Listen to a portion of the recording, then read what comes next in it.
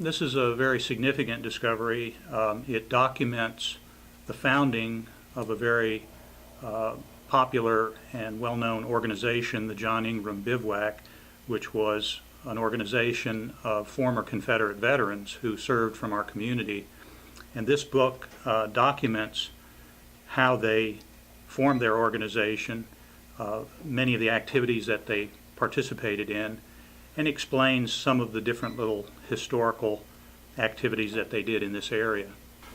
One interesting point that was pointed out to me when I first looked at this book was that there was a check written about 1898 to Mr. Emmett that was the writer of the song Dixie, and this check was canceled and returned to the organization, and it was signed by Hugh C. Anderson, who was the president or cashier of the bank at the time. And then on the back side of the check is the autograph of Mr. Emmett, who was the author of the song Dixie. That's kind of a neat little historic footnote for this organization.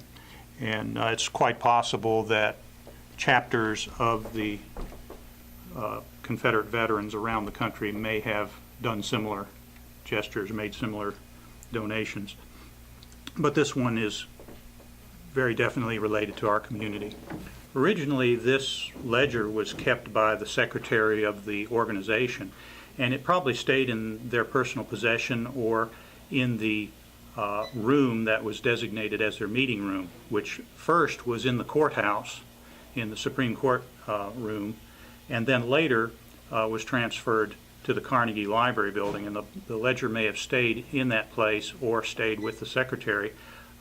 As the organization got older and they possibly disbanded, it's possible this ledger stayed with an original member and it was passed down through a family. It could have been transferred by borrowing to another person. How it got to Alabama, I don't know, but evidently it did. Most interesting to me is the connection with the library itself. We have certain passages toward the latter part in 1903 when the Carnegie Library was opened and a room was offered to the organization for their meetings and for their memorabilia to be stored. And I find that interesting because that building was the Carnegie building, which we have today. And that, of course, is also connected to our library's history as well. So it is very interesting to me that at one time we had a Civil War collection that this organization of Confederate veterans actually met in the library facilities and is part of our history. On February 5th, 1903, we see in the minute book here where the John Ingram Bivouac met for the first time in the Carnegie Library building. And I think that's kind of special as far as our library history is concerned as well. It was in that room that they stored many of their artifacts, uniforms, and documents, and that collection doesn't exist anymore, so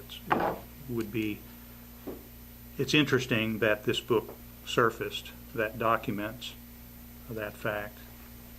Digitization is becoming a very important tool nowadays to record material.